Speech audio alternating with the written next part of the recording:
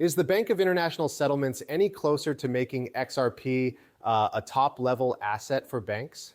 Jake Claver also joins in, and I've done a lot of study on this subject, so you can really understand what's going on. Now that you've watched this movie, you should have a good idea of where XRP is going and whether it will become a Tier 1 asset. Let's start right away. Chris is safe. He asks, once fully adopted, is there a way that politics could ruin all of XRP's progress after its price has gone up? That is a good question, and the answer rests on who has the power to make it happen. Who do I think will be in charge of putting it into action? It's not a matter of control. The BIS only needs to say once that this is their chosen third-party vendor or a Tier 1 asset, and it's done. They decide what all the banks in the world should do. If they say XRP is the one and not Solana, Bitcoin, or anything else, it's over. There is no political talk. You can't move it around or change things. It's going to be a big deal for the IMF, the BIS, and the UN. Every country will also buy a lot of XRP for their own reserves. It's crazy how much desire there is. I've been meaning to tell you, it could be more than 50 or 100,000 XRP. What is a Tier 1 asset right now? That will help you understand where we're going. Right now, Tier 1 assets include cash reserves, money that banks hold for liquidity, central bank deposits, funds held by a central bank or the central bank itself, high-quality government bonds, sovereign debt, U.S. treasuries, physical gold if it is allocated and held directly by the bank, and core equity, which includes common stock, retained earnings, and certain non-cumulative preferred shares. The Bank of International Settlements does not yet accept XRP as a Tier 1 asset, and it is not likely that they will do so in the near future because of the way banking rules are set up now. For XRP to be considered a Tier 1 asset, the BIS rules would have to be changed significantly, and regulators would have to agree on a lot of things. At this point, neither of these things seems likely to happen. Tier 1 assets, according to both Basel III and BIS, are the best types of capital for banks. These include cash, central bank reserves, secure government bonds, and common stock. These assets all have a lot of cash on hand, little risk, and a reliable ability to handle losses. Physical gold was recently renamed as a Tier 1 asset because it is easy to sell and can be settled in any currency. The BIS would have to change its prudential standards and treat some digital assets the same way it treats cash reserves, gold, and national debt in order for XRP or any other crypto asset to join this group. At the moment, BIS puts cryptocurrencies like XRP, Bitcoin, and Ethereum that are not backed by anything as Group 2 assets because they are volatile and don't have any backup. A rule that will go into force around the world in January 2026 says that banks can only have 1% of their Tier 1 capital invested in these assets. That's just around the corner. This is also being talked about here in late 2024. Think about what might happen if the Bank of International Settlements names XRP a Tier 1 asset. A Tier 1 asset has the highest amount of trust and liquidity in the world of finance.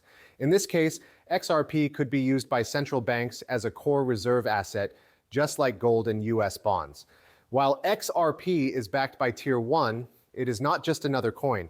It would be an important part of the world's banking system. As a result, there will be more adoption, more liquidity, and possibly a huge price rise. The Bank of International Settlements is very important when it comes to setting rules for global finance. And if they made XRP a Tier 1 currency, it would show trust, approval from regulators, and more widespread use in international payments. This move would have huge effects and could solidify XRP's position as a key part of all banks' systems around the world. Okay? And finally, to give you an idea of what the Ripple team is like, take a look at some of the companies they have worked for and with. The White House is part of this.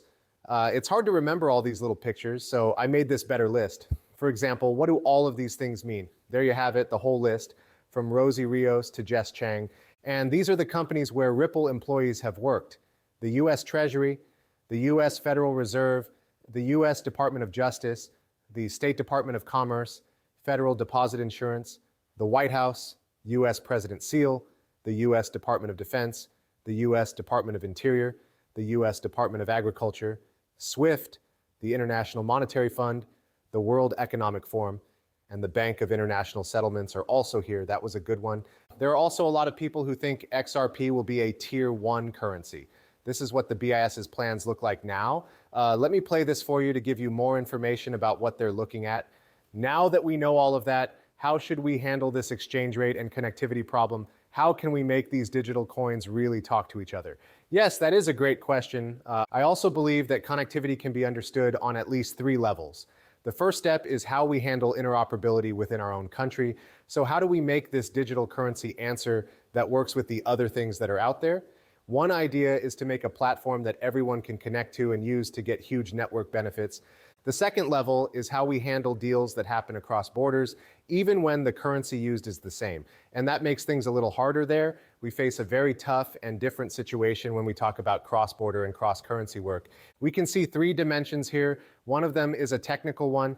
How do we get 2 systems that talk different cipher languages to understand each other? That's one level of difficulty. The techs need to be able to talk to each other. The message part is very important.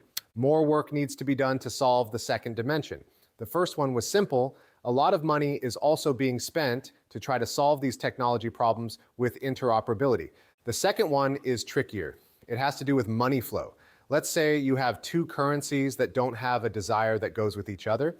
To make this deal happen, you need to go find a third-party currency. All of this makes things much more difficult. This means we need to add pieces of technology that can make the use of capital more efficient so that more deals can be met. The third dimension, which is even harder than the second, is how to make sure that the policy standards for each country are the same for everyone. It gets even more complicated when we look at things like AML/CFT and policies that are built on principles. And when we think about rules that are based on risk, we can code things that are very clear. As Tom said, things get really complicated when we talk about principles-based policy. This is especially true when 110 countries might have 110 different ways of looking at this. So we need to work on these 3 areas: technology, funding, and most importantly, policy.